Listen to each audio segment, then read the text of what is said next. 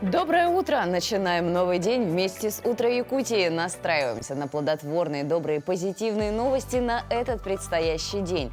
А чтобы он был максимально полезный и интересный, просыпайтесь вместе с нами на телеканалах «Якутия-24» и НВК «Саха». Новый день с вами встречаю я, Полина Долинская. Я желаю всем бодрого и доброго утра. И вот о чем мы сегодня вам расскажем. 2022 год объявлен Годом матери. Какие основные меры поддержки почувствуют наши матери в этом году, узнаем у нашего гостя. Зимой нам постоянно чего-то не хватает. Ярких солнечных дней, свежих продуктов и полноценного ночного сна. Есть несколько простых правил, которые помогут перенести зиму без проблем для здоровья. Наша рубрика «Мой доктор» подскажет, как эту зиму перезимовать. Правильный шопинг. Фасон, качество или бирка. На что в первую очередь нужно обратить внимание при покупке любой одежды. Узнаем из наших полезных советов. Ну и многие традиционные блюда Якутии считаются настоящими деликатесами и пользуются популярностью во всех уголках России и далеко за ее пределами. Сегодня наши маленькие телезрители из Геленджика приготовят самый популярный салат. Но в начале нашего эфира давайте узнаем, какая погода за окном. По данным Якутского гидрометеоцентра, в 6 часов утра температура воздуха в центральных районах составила 33-44 градуса ниже 0. В заречной группе от 35 до 44 со знаком минус. Минус 30 в Нерюнгри, минус 33 в Алдании. В Вилюйской группе от 34 до 39 градусов мороза. В Нижнеленских районах 43-44, в западных 33-36, в Колыме-Дигирской группе улусов 21-38 ниже 0. В Янских районах в это утро минус 33, минус 41, на северо-западе минус 23, минус 34. В городе Якутске температура воздуха на 6 часов утра составила 34 градуса мороза, атмосферное давление 758 миллиметров ртутного столба. Юго-западный ветер дует со скоростью 1 метр в секунду. В течение дня синоптики обещают слабый снегопад. Ветер западный подует с порывами от 2 до 5 метров в секунду, а днем столбик термометра зафиксирует температуру воздуха на отметке 32-34 градуса мороза. В этот день во всем мире отмечается День домашних животных и Всемирный день слонов. А еще это киберпонедельник и Международный день защиты информации. Ровно 411 лет назад Галилео Галилей составил первую карту лунной поверхности, а 27 лет назад президент Российской Федерации Борис Ельцин в качестве национального герба России утвердил двуглавого орла. Чем знаменателен этот день для истории, расскажет наша рубрика «Даты и события». На календаре 30 ноября. Сегодня отмечают Международный день защиты информации, Всемирный день защиты животных, Всемирный день слонов, День держания хвоста трубой и носа морковкой. По народному календарю в этот день чтут память святителя Григория Чудотворца, епископа Неокисарийского. Традиционно в этот праздник кувыркались в свежем снегу и прославляли солнце. Существовал обряд катания колеса. Если оно катилось далеко, то зима ожидалась суровая. Если часто падало, то морозом суждено было сменяться оттепелями. Если в этот праздник погода пасмурная, то зимой будет мало солнечных дней. События в этот день. Галилео Галилей составил первую карту лунной поверхности. Состоялась битва при Нарве между русской армией Петра I и шведской армией Карла XII. В Англии в этот день осуществлена первая в мире операция по переливанию крови от человека к человеку. В этот день состоялось Синопское морское сражение во время Крымской войны, в котором русская эскадра под командованием вице-адмирала Нахимова разгромила численно превосходящую турецкую эскадру и обеспечила господство русскому флота на Черном море. В артистическом подвале «Бродячая собака» состоялось первое публичное выступление Владимира Маяковского. В Луганске выпущен первый тяжелый грузовой паровоз серии «Феликс Дзержинский». Телекомпания CBS первая в мире начала использовать видеокассеты для выпуска передач в эфир. СССР запустил АМС-Зонд-2 к Марсу. В этот день по приказу Бориса Ельцина было утверждено изображение государственного герба России – двухглавый орел на красном фоне. В этот день родились Джонатан Свифт, английский писатель и политический деятель. Оливер Фишер Винчестер, американский изобретатель и производитель стрелкового оружия. Марк Твен, американский писатель, журналист. Уинстон Черчилль, британский государственный и политический деятель, нобелевский лауреат. Виктор Драгунский, советский писатель. Вячеслав Невинный, советский и российский актер театра и кино, народный артист СССР. Светлана Жильцова, советская и российская телеведущая, диктор телевидения, заслуженная артистка РСФСР. В Якутии сегодня отмечают День хомуса. Именины сегодня отмечают Ян, Михаил, Иван, Захар, Григорий, Геннадий, Виктория. Самое ценное, что мы должны сохранить в текущих реалиях, это сила духа и эмоциональная стабильность семьи как ячейки общества. А хранительницей очага и морального здоровья любой семьи является мать. Государственное собрание Илтум. В это утро у нас в гостях Алена Николаевна Атласова, председатель постоянного комитета Государственного собрания Илтумен Республики Саха-Якутия по делам семьи и детства, о которой мы и поговорим более подробно. Алена Николаевна, доброе утро. Доброе утро. 2022 год объявлен годом матери в республике. И какие основные меры поддержки ждут матерей республики? Ну, буквально год назад глава республики объявил 22 год годом матери. Конечно, мы это приняли с большим воодушевлением всей семьи республики. И за это время, ну вот у нас 1 месяц остается до завершения года, и скоро мы услышим новые послания, новые задачи на следующий год от главы. Да? Что сделано? Ну, если так говорить, то, конечно, сделано очень много, и очень было много мероприятий по всем направлениям по поддержке матери, семьи, и, соответственно, надо подводить итоги, но еще рано. Но я остановлюсь на нескольких моментах, конечно, таких значительных, как целевой капитал «Дети столетия». Уже родилось более 10 тысяч новых граждан республики. Также остались не без внимания дети, оставшиеся без попечения родителей, соответственно, приемным родителям 2 раза увеличено их вознаграждение. Многодетные семьи с 5 и более детьми, вот у них они освобождены от имущественного налога и многое другое. И, конечно, в этот год глава поставил задачу по проблемным вопросам, которые парламент всегда отстаивает. Конечно, это 2 вопроса. И мы неоднократно, вот ежегодно в постановлении, это самое такое документ, ну, самое важное постановление называется, когда вот сессия работает, и, соответственно, все народные депутаты за него голосуют и соглашаются. То есть это поручение правительству, да, и вот 2 проблемных вопроса, на что обратил глава республики, это касается многодетных семей. Это прежде всего обеспечение инфраструктуры земельных участков для многодетных семей и улучшение жилищных условий семьям с 5 и более детьми. К сожалению, там очень много стоят в очереди, и очередность, к сожалению, двигается очень медленно. Но это не только в нашей республике, но и практически по всей России. И здесь вот эта задача как выполнена. Да? Вот буквально у нас до сессии, сегодня у нас сессия состоится, и мы будем принимать бюджет в окончательном чтении. До этого у нас во 2-м чтении состоялись согласительные комиссии, когда народные депутаты вносили поправки, отстаивали их. И вот по инфраструктуре земельных участков нам удалось вот всего лишь выделить на эти цели в 2023 году 100 миллионов, а на 5 и более 250 миллионов при потребности 750 миллионов. То есть правительство по поручению главы разработало дорожную карту. Это ликвидация очередности поэтапная будет, и, соответственно, вот к этим вопросам важным и нужным нам надо будет вернуться уже при корректировке весенней. Ну, быть матерью в современном 21 веке – это не так уж и просто, кроме того, что на женщине лежат те самые обязанности охранять очаг, заниматься воспитанием детей, но еще и многие матери сейчас занимаются построением карьеры. Какие меры поддержки для тех, кто вот как раз-таки хочет развивать свой бизнес или же получить дополнительное образование?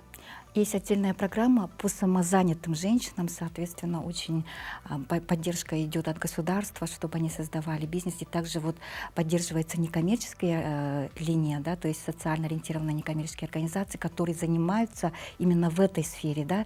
Но я вернусь к ликвидации очередности, то, что еще дополню. Дело в том, что вот чтобы все-таки необходимо очередность уменьшить, да, правительство еще разработало законопроект, который мы приняли, и это была инициатива главы, соответственно, взамен земельному участку семья получает единовременное социальное вознаграждение, то есть это в размере 200 тысяч рублей, если семья выходит из очереди, то есть она уже перестает претендовать. Компенсирующий капитал. Да, это альтернатива, да, и это надо понимать, что сколько в очереди стоят, это более 15 тысяч семей по всей республике, да, и за это время кто-то мог решить уже свои проблемы, то есть сам купить на ипотеку дачу, да, и, соответственно, для них это будет на жилищные условия, то есть это сумма, которая должна быть направлена именно на улучшение жилищных условий. Несмотря на то, что год еще не закончился, результаты, они поражают и действительно удивляют. Что вы планируете, какую работу провести на следующий год? На следующий год у нас запланировано именно по итогам парламентские слушания.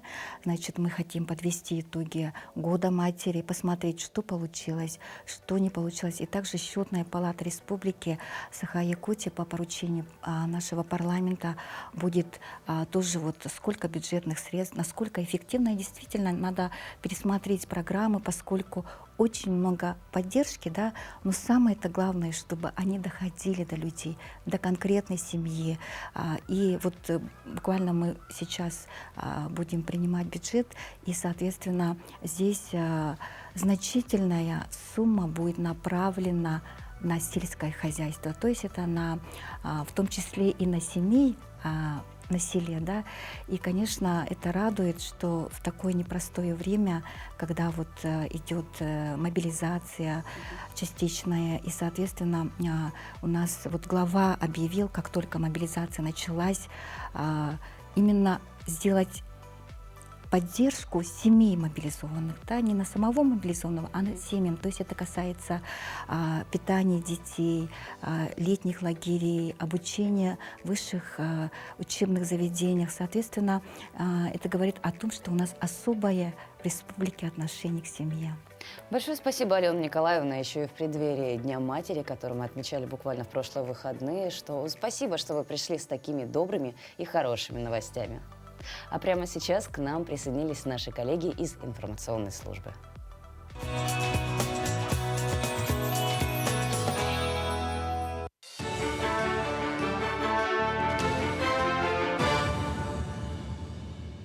Доброе утро, Якутия. Российским адвокатам предоставили бронь от частичной мобилизации. Об этом сообщил президент Союза адвокатов России Игорь Трунов.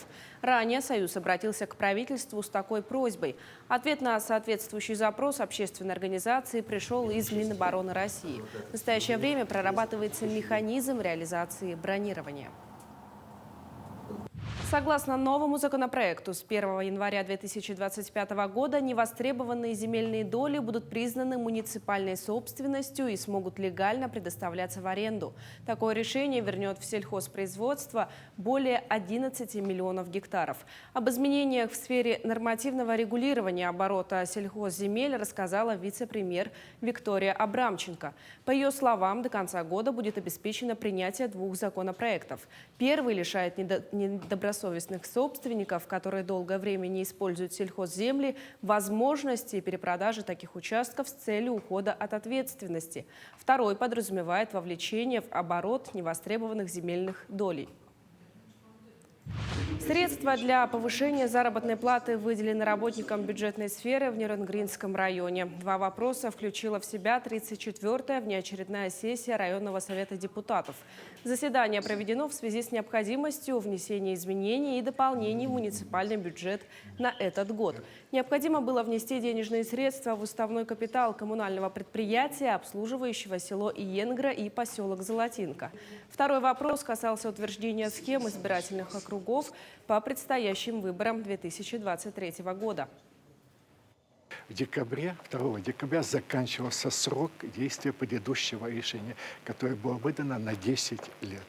Единогласно депутаты проголосовали за принятие данных решений. Также в сессии принимали участие депутаты, которые находятся на удаленке, но связь хорошая, аудио, видео, они также приняли участие. В следующем году легендарная местность Сасыл-Сасы в селе Абага Амгинского района отметит столетие решающего сражения гражданской войны в Якутии. В честь столетия со дня окончания гражданской войны амгинцы заканчивают строительные, восстановительные работы памятников и исторического комплекса. Строители студии «Уран-Дизайн» воссоздали в точности все перестройки тех времен. Это 19 объектов, такие как мельница, топчанка, коровники, жилые дома, амбары, сараи и многое другое. Также была изготовлена точная копия памятника Ивана Яковлевича Строда в полный рост, который был уничтожен лесным пожаром.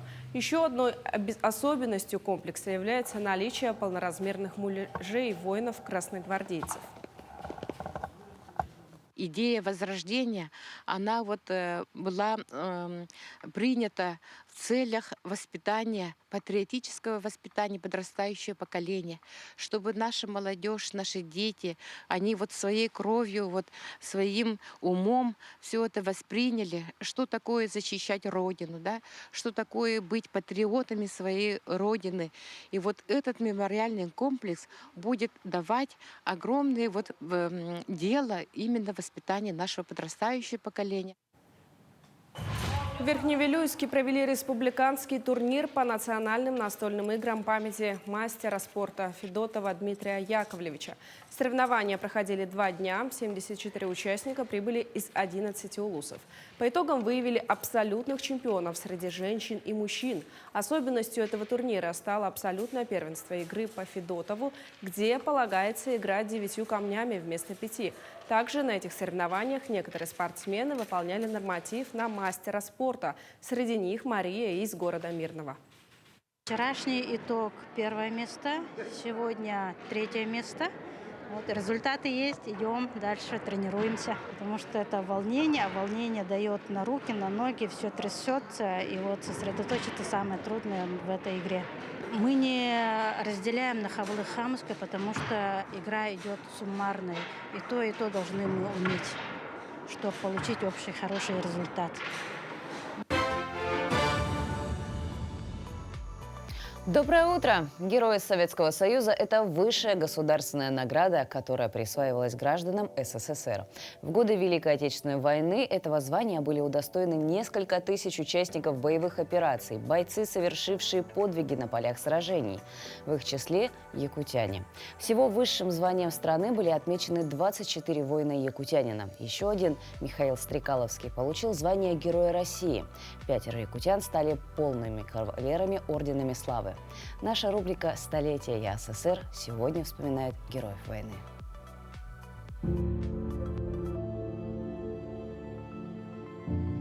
Доброе утро!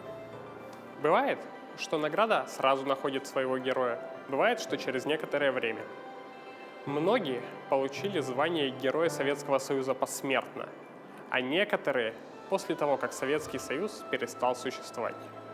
Сегодня речь пойдет о Михаиле Михайловиче Стрекаловском.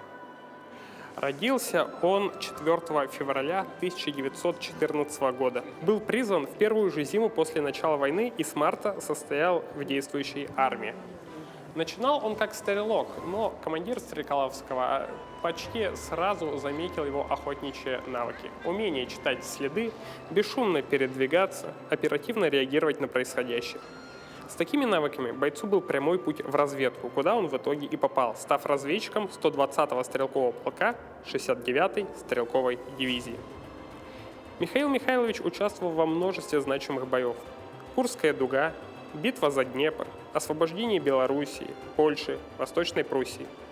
Свой подвиг, отдельно отмеченный вышестоящим руководством, он совершил 5 сентября 1944 года в боях на территории Польши при форсировании реки Нарев и последующем удержании захваченного плацдарма для дальнейшего наступления Красной Армии. В представлении на звание Героя Советского Союза командир 120-го стрелкового полка писал: 5 сентября 1944 года Михаил Михайлович Стрекаловский первым переправился и 20 часов находился на самом ответственном участке. Огнем своего автомата отразил все атаки врага, уничтожил 19 немецких солдат. Когда закончились боеприпасы, отбивался от противника его же ручными гранатами, подобранными во время боя. Михаил Стрекаловский был представлен к званию Героя Советского Союза, но по неизвестным причинам указ подписан не был. За свой боевой путь Стрекаловский был ранен 4 раза. 2 из них тяжело. Свое последнее тяжелое ранение он получил как раз в битве за Нарев. Указ о его награждении был подписан только в 1996 году. Умер он в 1989 году.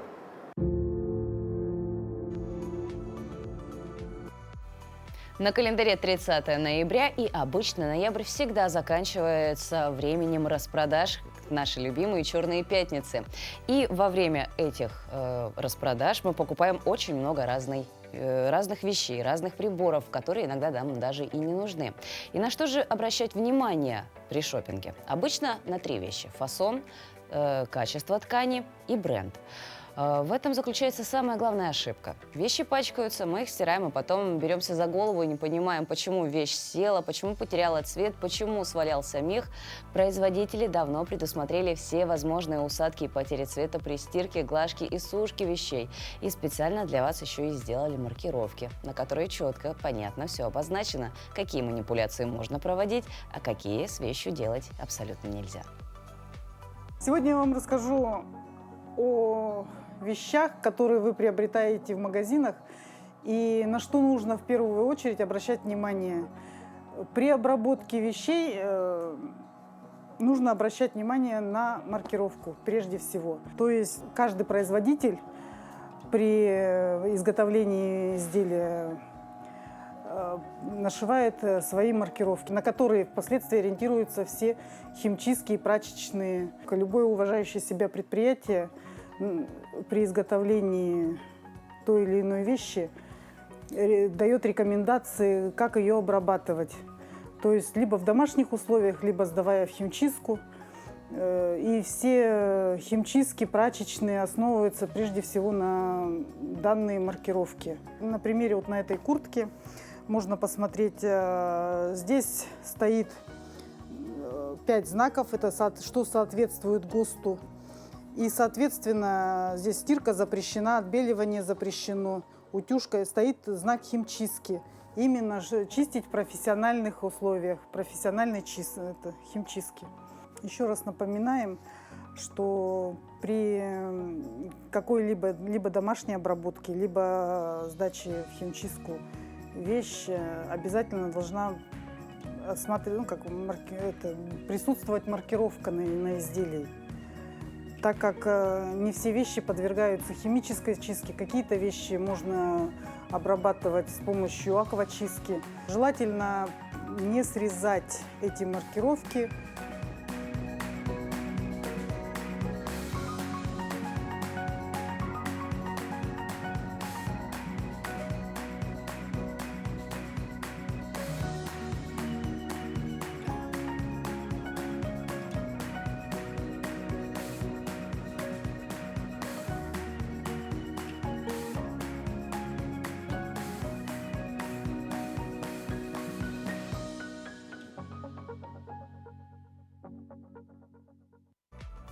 Доброе утро всем, кто начинает свой день вместе с программой «Утро Якутии» на телеканалах «Якутия-24» и НВК «Саха». Я думаю, самое время уже заварить утренний кофе и начинать завтракать. Многие из нас, кстати, по-разному завтракают. И многие традиционные блюда Якутии еще и считаются настоящими деликатесами и пользуются популярностью во всех уголках России и за ее пределами.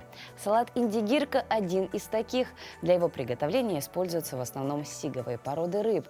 Основной популярностью для этих целей пользуется чир, который обладает невероятным вкусом и приятным ароматом. Кстати, это блюдо могут приготовить даже дети. Братья Ярик и Роман Степанец из города Геленджик приготовят вкусный и полезный завтрак. Меня зовут Ярик, а моего брата зовут Роман. И он родился в Иркутске. И там очень холодно.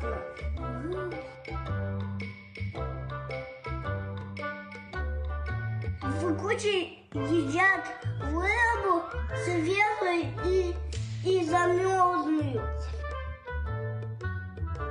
Мы будем готовить индигирку. Для этого нам нужна рыба. Еще нужен папин якутский нос.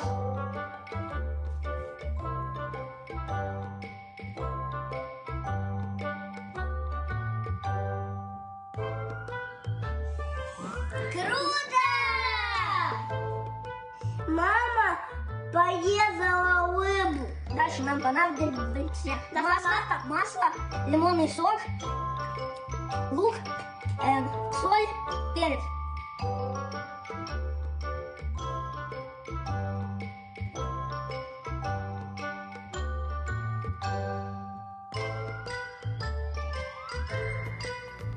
Приятного аппетита! Приятного аппетита всем, кто вместе с нами завтракает. Кстати, в столице региона в рамках фестиваля «Зима начинается в Якутии» стартовал 8-й фестиваль «Вкус Якутии». Окунуться в атмосферу кухни народов Крайнего Севера и Арктики можно будет с 28 ноября по 4 декабря в ведущих ресторанах Якутска. Также в рамках фестиваля состоялось открытие первого в мире арктического центра строганины, в котором круглогодично будут готовить национальные блюда из рыбы и мяса при экстремально низких температурах.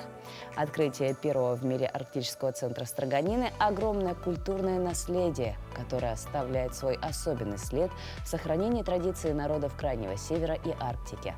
Это станет уникальной визитной карточкой, оставляющей после себя удивительные впечатления.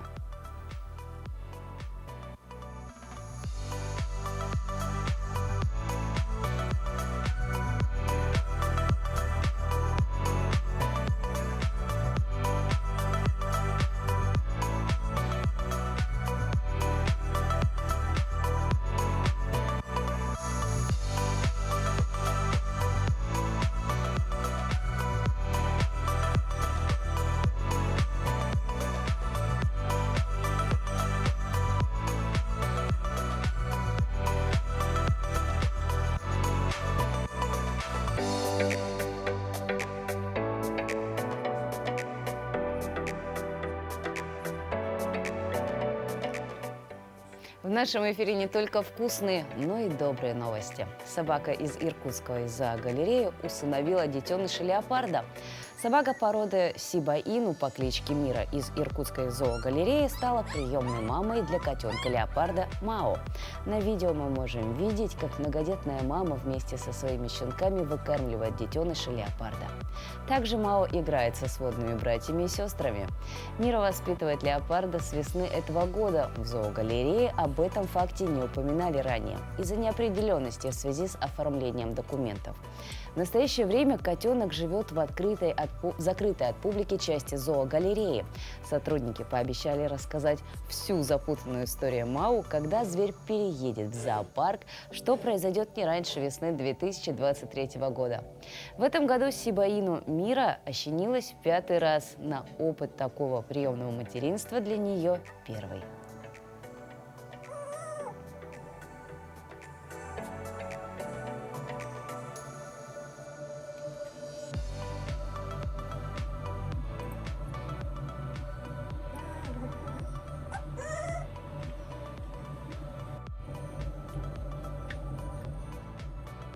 Управление ЗАГСа Республики Саха-Якутия выпустило социальный ролик, посвященный Году матери. Сюжет раскрывает историю счастливой семьи через периоды жизни главной героини. Сначала она маленькая девочка, растущая в атмосфере семейной любви и заботы. Затем она подрастает, выходит замуж и сама становится мамой большой семьи. В финале на диване перед домашним камином, символизирующим тепло и уют, сидят 3 поколения – бабушка, мама и дочка.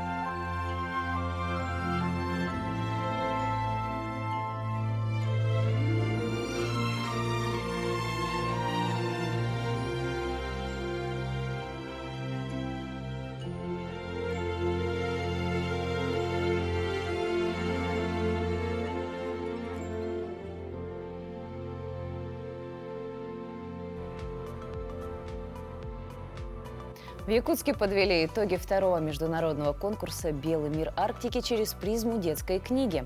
Напомним, он был объявлен в начале этого года. Организаторами выступили детский филиал Национальной библиотеки Республики и детская точка кипения «Центр чтения». Более подробно о работах расскажет Дмитрий Тымыров. Павел – ученик 8 класса школы номер 1 города Якутска. Первый свой рассказ написал в 8 лет. Тогда это было просто сочинение. В отличие от других современных детей, маленький Паша тогда любил читать сказки и другую литературу. Он был частым гостем в детских библиотеках. С возрастом Павел начал все больше увлекаться сочинением рассказов и стихов. И вот в этот раз он вместе со своей сестрой, которая, кстати, тоже увлекается сочинением рассказов, решили принять участие в этом конкурсе «Белый мир Арктики» через призму детской книги. Я представила работу совместно с моей сестрой. Мы написали книгу, в нем вошли наши общие рассказы. Там есть рассказ про белого медведя, который потерялся, и потом он смог найти свою маму и воссоединиться с семьей.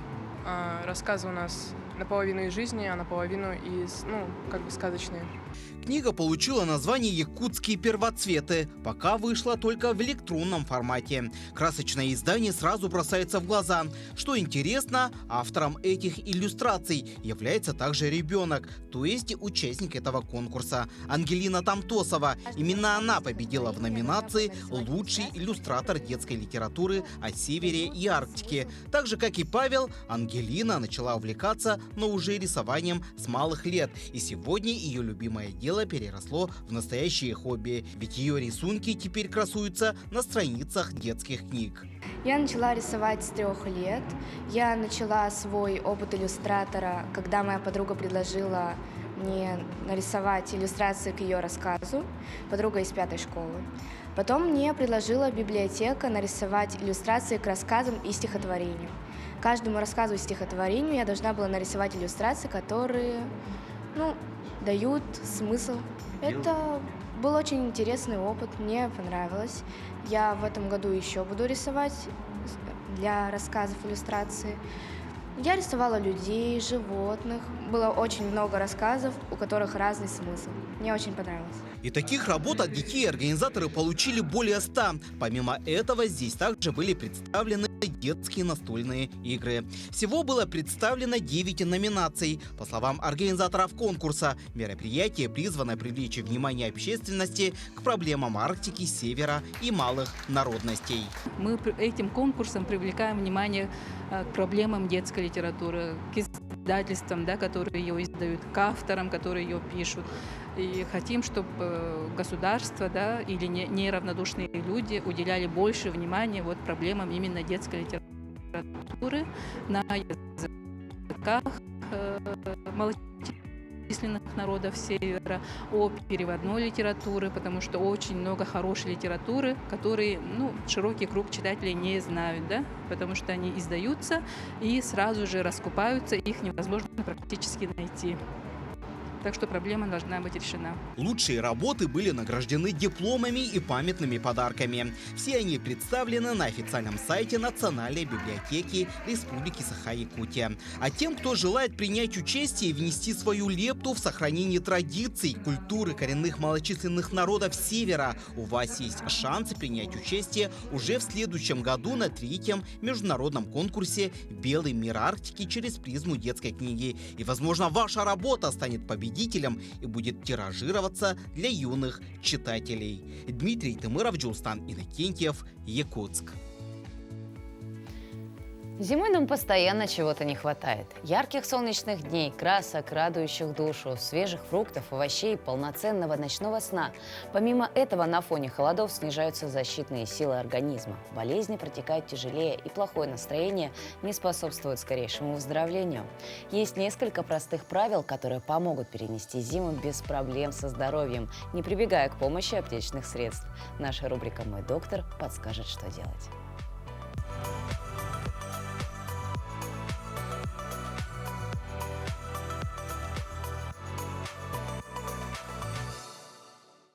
Доброе утро! Якутская зима – серьезное испытание для организма. Мы чаще болеем, чувствуем усталость, сонливость. Как укрепить здоровье зимой? Помочь своему иммунитету справиться с натиском инфекции поможет сбалансированное питание. В рационе должно быть достаточно белка и витаминов. Следует добавить в меню блюда из мяса, рыбы и морепродуктов, яиц и сезонных овощей и фруктов. Витамин С – главный по иммунитету. Витамин А способствует укреплению слизистых оболочек и борется с воспалениями. Витамины группы В помогают сердечно-сосудистой системе и нервной системе, а также работе печени. Следует включить в свой рацион продукты, богатые этими витаминами, а также не забывать про лимон, имбирь, облепиху, чеснок, репчатый лук, болгарский перец, квашеную капусту, мед, смородину и малину. Вместо обычного чая и кофе в рационе должны появиться морсы из ягод, отвары из сухофруктов и травяные напитки. Регулярные физические упражнения помогут в укреплении иммунитета. Достаточно ежедневно выполнять 10-минутную зарядку. Легкие пробежки, зимние виды спорта, проветривание помещения, баня, прогулки на свежем воздухе помогут быть в хорошей и крепкой форме. Одевайтесь тепло и комфортно, ноги и горло должно быть в тепле. Используйте теплую обувь и носки, шарфы и шапки. Не переохлаждайтесь и одевайтесь по сезону. Также для здоровья каждому человеку необходимо высыпаться. Положительные эмоции и смех также положительно влияют на защитные функции нашего организма. Чаще общайтесь с друзьями, смотрите смешные ролики и фильмы. Заботьтесь о своем иммунитете зимой, и организм скажет обязательно спасибо.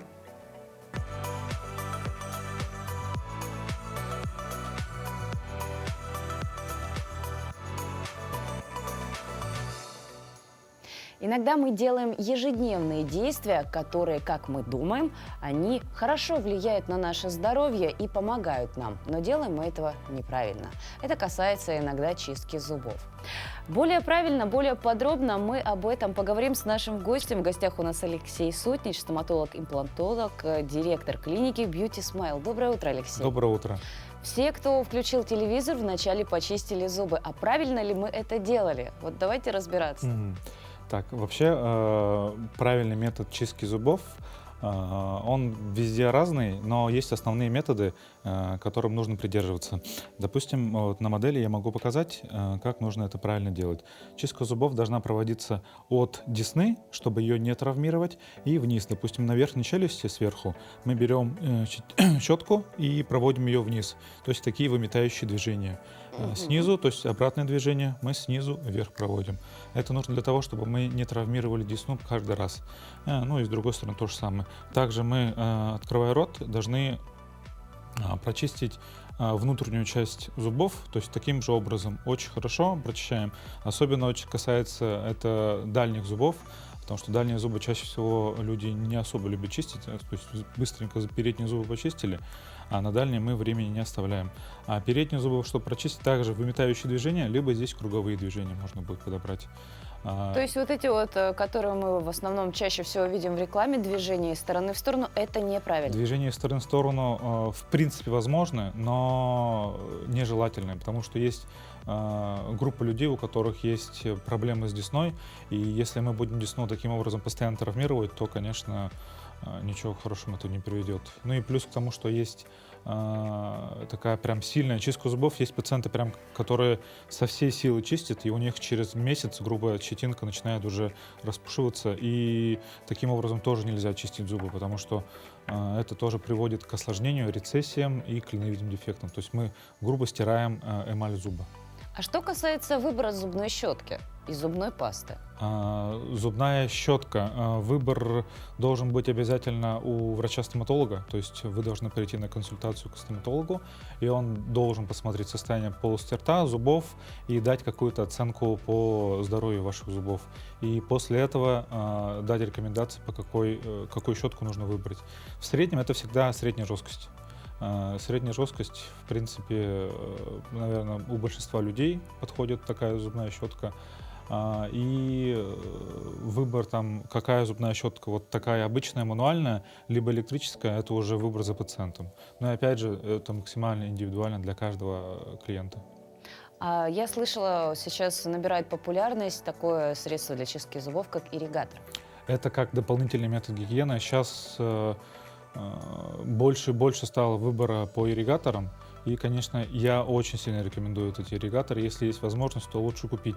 Потому что ирригаторы, нити, флоссы, вот это все дополнительные методы гигиены. Это прям очень хорошо помогает прочистке зубов. То есть межзубные промежутки промывать, прочищать — это очень важно. Что касается зубной пасты, маркетологи, они, можно сказать, из кожи вон лезут для того, чтобы привлечь потребителей. Были моменты, когда продавали зубную пасту, которая защищала полость рта даже от заражения COVID-19. Вот как правильно выбрать ее, не повестись на рекламу, и какие основные компоненты должны быть в составе зубной пасты? Зубная паста, выбор ее здесь максимально индивидуально. Я бы здесь рекомендовал, если брать зубную щетку, в принципе, вы можете брать средней жесткости и там к стоматологу не ходить. Но по поводу зубной пасты я бы рекомендовал практически всем обратиться. Потому что чаще всего очень много компонентов, которые содержатся в пастах, и пациенты не всегда знают, что им подходит, что не подходит. Могут даже сделать хуже. Допустим, есть одна категория, один компонент, который содержится в пастах и не содержится. Его очень строго рекомендуем. То есть, ну, допустим, мы в клинике рекомендуем очень строго по пациентам. Это фтор и без содержания фтора. То есть есть паста с содержанием фтора, есть паста без содержания фтора. У пациентов, у которых есть заболевание, как флюороз, это вот повышенное содержание фтора в зубах, ну, в организме в целом, я эти пасты категорически не рекомендую, потому что ухудшит систему зубов. Это когда на зубах пятна да, проявляются? Белые пятна, меловидные, флюорозные пятна. И прям на пасте написано будет большими буквами без содержания фтора, с содержанием фтора. Остальные пасты, остальные категории, допустим, без сахара, без остального парабенов, это уже сугубо индивидуально. Ну вот как, если подбирать пасты, то только вот по таким категориям. Также есть пасты, которые гарантируют нам белоснежную улыбку. И многие стоматологи, я знаю, спорят на эту тему, какой же настоящий здоровый цвет эмали зуба. По поводу отбеливания зубов, да, вы правду сказали, что очень многие спорят на эту тему. Мы же как к этому относимся? Есть пасты с отбеливающим эффектом, но здесь нужно понимать, что пасты с отбеливающим эффектом, они сами по себе не отбеливают зуб, они просто немножко абразивнее, то есть они вычищают сильнее, скажем так, налет. Из-за этого кажется, что как будто бы зубы белее. Но есть и некоторые пасты, которые действительно имеют отбеливающий эффект, но это очень малой группе людей подходит. Поэтому здесь тоже максимально индивидуально. По пастам я сильно прям рекомендую прийти именно к стоматологу и уточниться, можно ли им такую пасту. Можно прям даже прийти с пастой и вместе с врачом прочитать содержание, что содержится в самой пасте, и можно ли этому пациенту такую пасту. Несмотря на то, что стоматолог – это такая важная профессия в системе здравоохранения, но ее боятся с самого детства до глубокого возраста. Давайте все-таки разберемся, сколько раз стоит ходить при здоровой полости рта к стоматологу и сколько при каких-то дополнительных наблюдениях. Вообще есть стандарт, раз в полгода обязательно нужно идти к стоматологу, неважно, какие у вас проблемы есть. Если есть какие-то проблемы, и вы уже ходите к стоматологу, и он обязательно вам скажет, допустим, раз в 3 месяца приходить или, может, даже чаще. А если никаких проблем нету, то я бы рекомендовал все равно раз минимум в полгода приходить и хотя бы делать какие-то профилактические осмотры, если необходимость есть. Допустим, у нас в клинике мы проводим фотопротоколы, чтобы максимально четко увидеть, где есть какие проблемы на дальних зубах и показать все эти проблемы пациенту. Что касается возраста, с которого нужно уже контролировать полость рта? Вообще с самого раннего, когда зубки начинают... С первого молочного зуба? Да, когда зубы начинают прорезываться, тогда обязательно нужно идти к стоматологу, чтобы понять, если молочные зубы, то понять, когда правильно ли они прорезываются, вовремя они прорезываются, нет ли проблем. Ну и до самого позднего, пока не останется. Даже если зубов нету, все равно нужно идти. Нужно идти и посмотреть. Да, к стоматологу.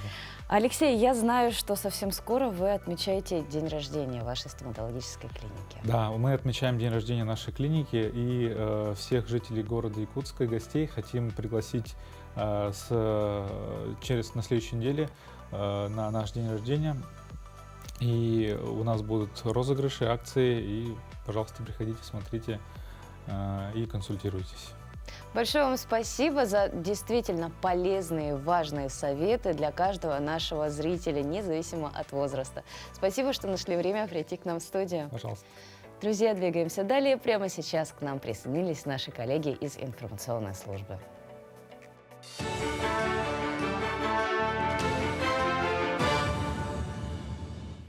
Во Владивостоке разработали упаковку для определения свежести продуктов. Пленка также может употребляться в пищу, так как ее компоненты безвредны для организма человека и содержат биологически активные соединения. Смарт-упаковка представляет собой пленку ярко-красного цвета толщиной 0,2 мм, достаточно эластичную и стойкую к деформациям. Пленка содержит в своем составе полисахариды и антоцианы, выступающие в качестве индикатора изменения активной кислотности среды. Специалисты провели тест-анализ на рыбном сырье различной степени свежести. Быстрое изменение цвета пленки с красного на синий свидетельствовало о порче рыбного сырья. Состоялась презентация справочника «Путеводитель по культурным объектам и достопримечательностям города Якутска», которая издана Саха-политехническим лицеем города. Справочник создан с целью привития школьникам патриотических чувств и любви к своему городу, к родине в процессе ознакомления с историческим прошлым. В путеводителе представлены достопримечательностные места, культурно-образовательные объекты столицы в красочных фотографиях, схемы и карты. Приводятся адреса, сведения о создателях памятников, исторических лицах и событиях, с которыми связаны те или иные объекты города Якутска. Здесь мы преследуем определенную цель. Это патриотическое воспитание через культурное наследие нашего народа. И уважая, скажем, наше культурное наследие, действительно, дети должны сделать вклад, скажем, в будущем, в свою будущую профессию и, конечно, стать достойными гражданами города Якутска и республики, и страны вообще в целом. В столице проходит гастрономический фестиваль «Вкус Якутии». В течение недели 8 ресторанов-участников будут представлять блюда якутской национальной кухни и народов Крайнего Севера и Арктики в современной подаче. Накануне прошла деловая встреча, которая собрала рестораторов, этнографов, кондитеров, товаропроизводителей, шеф-поваров, представителей туристических комплексов и студентов. Участники мероприятия узнали новшества гастрономической кухни, как можно позиционировать арктическую кухню и как поднять национальную кухню на новый уровень. Модератором встречи выступила автор проекта «Гастрономическая карта России» Екатерина Шаповалова. Это панельная дискуссия, а именно о том, как развивать гастрономическую культуру, как развивать вкус Якутии для того, чтобы войти в гастрономическую карту России и развивать гастрономический туризм. Самое важное сейчас надо, чтобы каждый якутянин, каждый россиянин знал, что такое строганина, знал, что такое сугудай и знал, что такое индигирка. Вот это основная наша цель будет в ближайшее время. В Якутске подвели итоги второго международного конкурса «Белый мир Арктики» через призму детской книги. Всего было отобрано около 200 работ. Это не только книги для детей, но и детские настольные книги, авторами которых были взрослые и дети. Также в конкурсе представили свои работы ребята из 3 зарубежных стран. В сентябре-октябре прошло голосование на выбор лучших работ в онлайн-режиме, где приняли участие 17 тысяч человек. И вот в рамках Северного форума, который в эти дни проходит в столице региона, были подведены итоги. Лучшие были награждены дипломами и памятными подарками. Я представила работу совместно с моей сестрой. Мы написали книгу, в нем вошли наши общие рассказы. Там есть рассказ про белого медведя, который потерялся, и потом он смог найти свою маму и воссоединиться с семьей. Рассказы у нас наполовину из жизни, а наполовину из, как бы сказочные. Я начал свою писательскую деятельность с 8 лет. Я пишу рассказы, а также помимо этого стихи. А твои работы уже где-то помимо вот этого конкурса где-то публикуются? Да, мои работы публикуются в газетах, например, «Коммунист», «Юность Севера». Также они публиковались в журналах «Колокольчик», «Чоранчик». И о конкурсе мы узнали от папы. То есть папа нам рассказал про него, мы решили поучаствовать. У меня на этом вся информация. Мы продолжим следить за развитием событий. А тем временем в Старой Риге зажгли праздничную ель, которая ознаменовала открытие традиционной рождественской ярмарки в столице. На этих кадрах можно увидеть, как местные жители прогуливаются по Домской площади между украшенными торговыми точками, выбирают подарки и сувениры. Кроме того, горожане катаются с горки, а также согреваются горячими напитками и едой. А главное украшение праздника загорится сотнями огней.